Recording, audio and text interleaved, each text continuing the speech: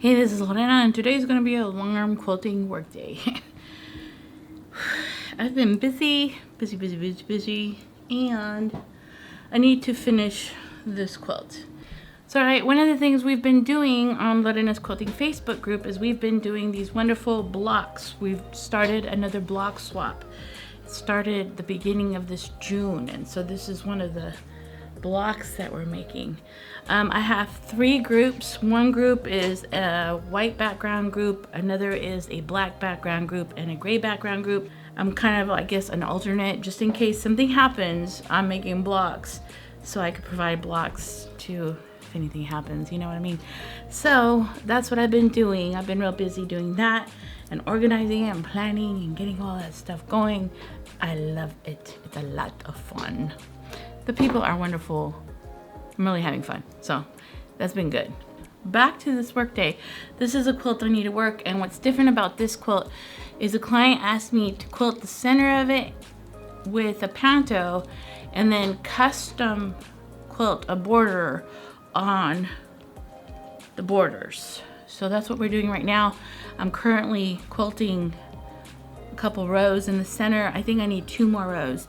The day I was doing it here, I was working with a friend of mine on her block, and I didn't want to film. And then this camera I took downstairs. Anyway, just everything's going on. I'm gonna find the plotting lines that are inside this space. So I'm gonna get my machine and go plot, plot, plot. Now I already did that, but since I turned off the machine and I'm restarting, sometimes I like doing it because then it sets the pattern better. So we're gonna do that. I'm plotting on this border here, and then I'm gonna travel you with me, and then I'm gonna plot on this border here. Now I already done that, and the reason I'm doing that is so that I could get the alignment on the computer. Now here, the design on the other is right there. What I'm trying to do is make sure that I don't hit this design right here. So I'm moving it down a bit. Cross beam, you can see where the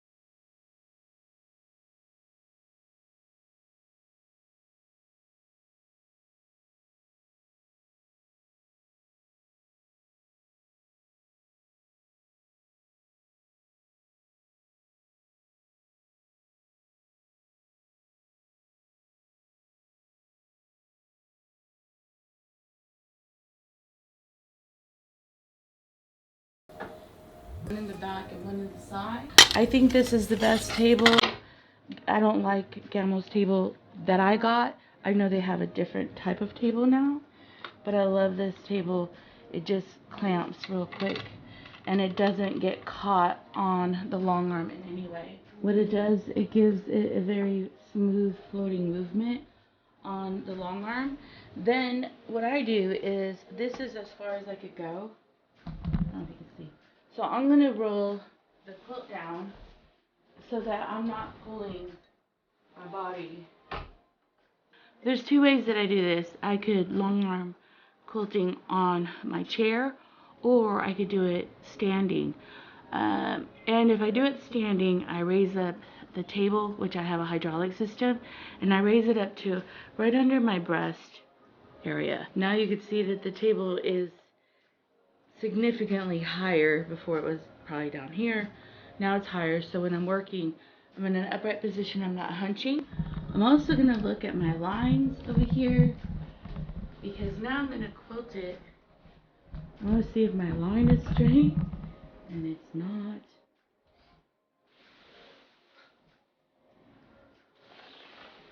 Can't scratch it.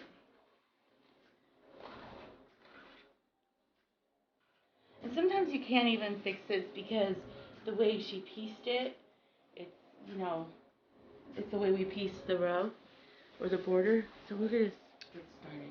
You could go down and then cross and up, and the seam that goes over is on the top. Or you could start here, go up, across, and down, and then the seam, the stitching in the ditch would be here. I'm going to do it where the stitching is up here because I don't want to see I don't want to make mistakes. Come over here.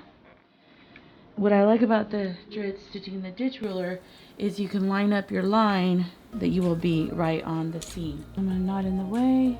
The fabric is nice and straight.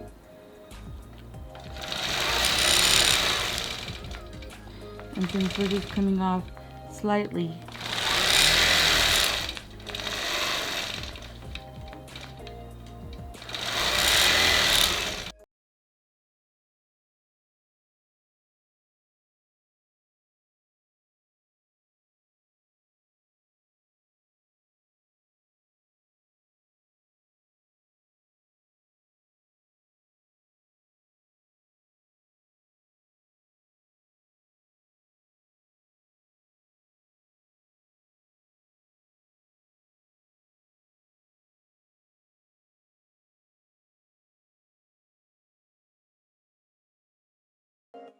now I'm going to roll the quilt and do the bottom side.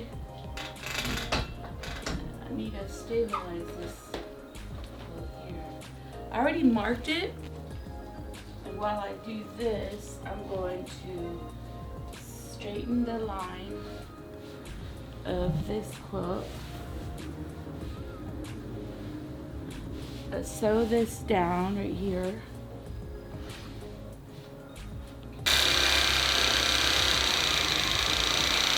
It bows a bit, so I'll straighten that out, and then I'm going to start sewing or quilting. I make sure that the long arm can come to this end, and like I said earlier, you could either sew this way and come down and sew, or you could start here. It doesn't matter, but you could sew this way, come down, come out, and you're stitching this down in the ditch. And then go down.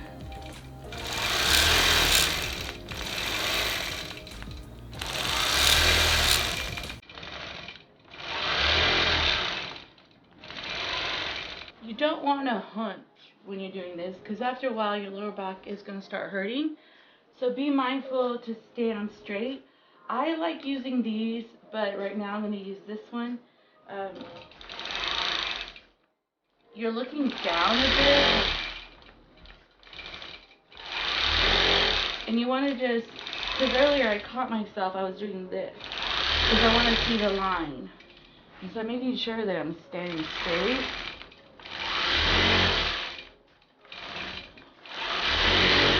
No hunching. You can see me in this direction. Let me move this camera. See how I want to hunch? Don't do that. Because I want to see the line.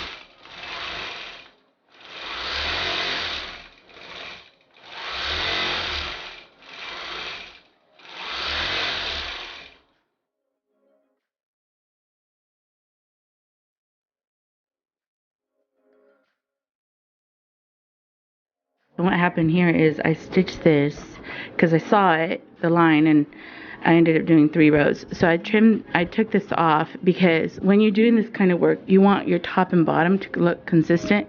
I'm taking this quilt off the long arm, and I'm gonna resew the leaders.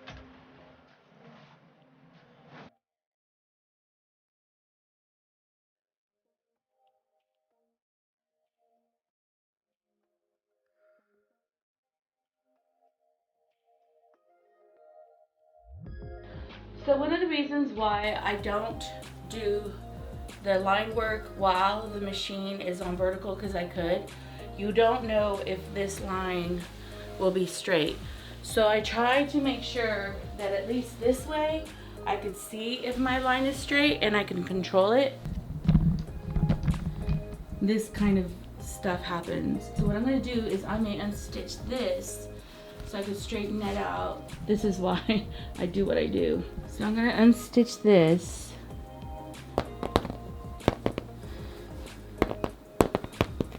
Remove this stitch here, and I'm straightening it out. I have my iron on, and I know some people probably quilt the borders horizontally and vertically at the same time.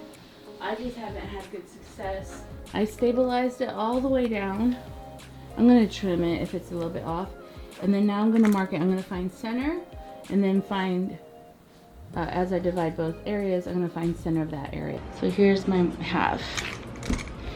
So then I'm gonna mark a 1/4 inch here, 1/4 inch here, and then 2 inches out. So sometimes when you're doing custom work, marking is the time sucker.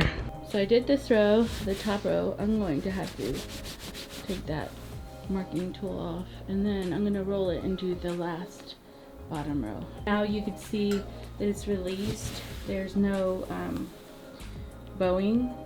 That's why I changed the leaders. And you also see me unstitch this corner so that I have the freedom to kind of stretch the fabric up a bit, like this way, so I could straighten it.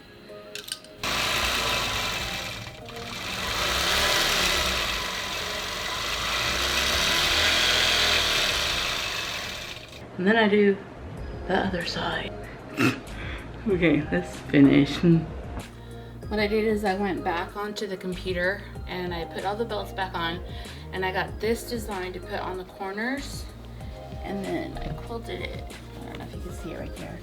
I quilted it on all the corners of this quilt. This is what the quilt looks like.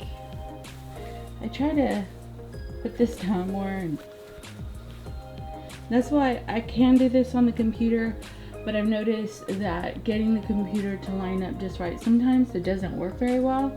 So I know if I do it, it will come out the way I want it to.